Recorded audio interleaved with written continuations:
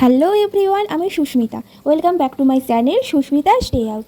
তো আজকে আমি রান্না করে দেখাবো মাটনের আলু দিয়ে যেটা পাতলা ঝোল হয় বাঙালি স্টাইলে, তো সেরকম করে দেখাবো। তো প্রথমে মাটনটাকে ম্যারিনেট করে নিয়েছি দই, লঙ্কার গুঁড়ো, হলুদ গুঁড়ো, ধনে গুঁড়ো, জিরে গুঁড়ো, গরম মশলার গুঁড়ো, লবণ দিয়ে ম্যারিনেট করে নিয়েছি। এখানে ফার্স্টে তেল দিয়ে পেঁয়াজটা ভেজে নিচ্ছি। তো পেঁয়াজটা তাড়াতাড়ি ভাজা হয়ে যায়, তার জন্য একটু লবণ দিয়ে দিলাম।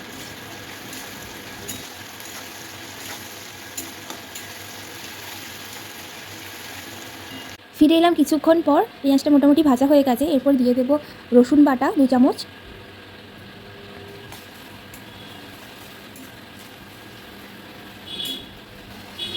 এরপরে দিয়ে দিলাম আদা বাটা 2 চামচ,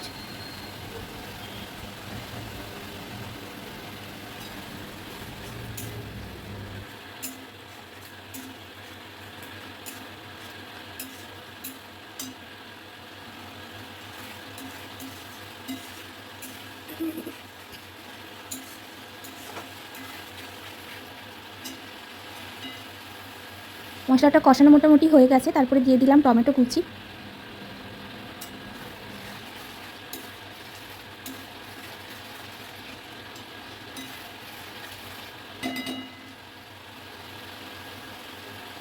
তো টমেটো দেওয়ার পরে মোটামুটি মশলাটা হয়ে গেছে পাক, তো তেল ছাড়তে শুরু করেছে।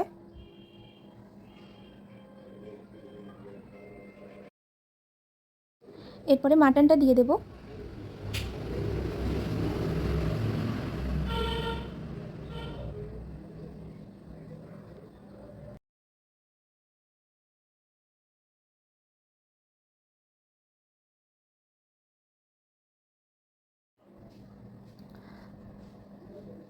তো যেটাতে ম্যারিনেট করা ছিল সেই জলটা বাটি ধুয়ে একটু দিয়ে দিলাম, যাতে মশলাগুলো নষ্ট না হয়।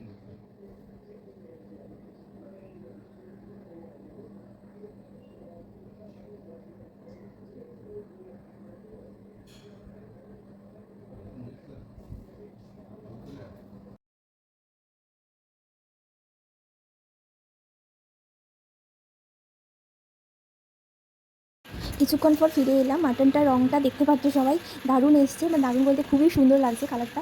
আমি ভাবতে পারি এত সুন্দর কালার চলে আসবে। তাই হোক, এবার লবণ দিয়ে দিচ্ছি। যদিও ম্যারিনেটের সময় দিয়েছিলাম, তাই জন্য মোটামুটি আন্দাজ মতো দিলাম।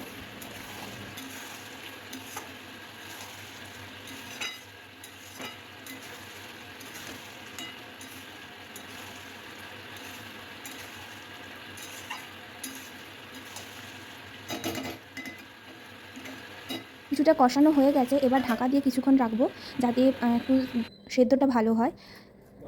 আমি এরকম ঢাকা দিয়ে দিয়ে কষতে থাকি, কিছুটা কষাই, তারপরে ঢাকা দিয়ে আবার কষাই, ঢাকা দিয়ে এরকম করে করে চিকেন বলো মাটন বলো রান্না করি এইভাবেই। দেখতে পাচ্ছ দারুণ রঙ আসছে পরপর, মানে তো আমি জাস্ট রঙটার প্রেমে পড়ে যাচ্ছি। মানে সিরিয়াসলি এত সুন্দর রঙ আসছে, ক্যামেরা থেকে সামনে থেকে আরও বেশি ভালো বোঝা যাচ্ছিলো যে কালারটা কত সুন্দর এসছে। এবার আলুটা দিয়ে দেবো, ভেজে রেখেছিলাম নুন হলুদ দিয়ে।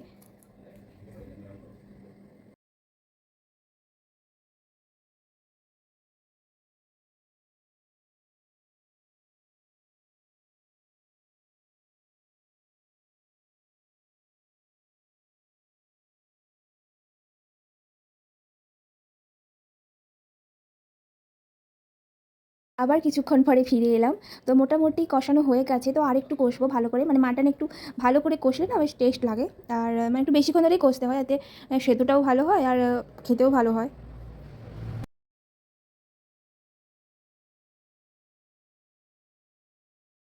তো আমার কষা মোটামুটি ডান। তারপরে আমি জল ঢেলে দেবো। আমি গরম জল করে রেখেছিলাম। আমি অলওয়েজ চিকেন আর মাটন করলে কষার পরে গরম জলই দিই, কারণ এতে তরকারির স্বাদটা আরও বেড়ে যায়।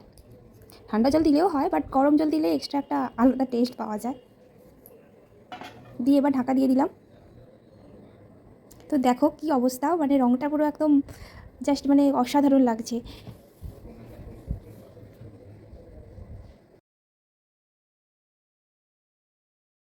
মোটামুটি বয়েল হয়ে গেছে, এর ওপর থেকে ছড়িয়ে দেবো বেরেস্তা।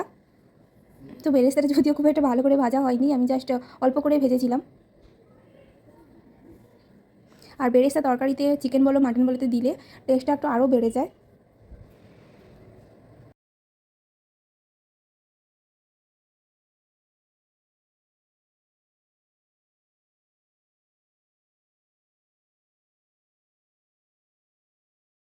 এরপর মাটনের ওপর থেকে ছড়িয়ে দেবো গরম মশলার গুঁড়ো। তো মাটন ঝোল মোটামুটি ডান, মোটামুটি নয় পুরোই ডান। তো এরপরে গরম গরম নামিয়ে সার্ভ করব। আজকের ব্লগটা এই পর্যন্তই, টাটা।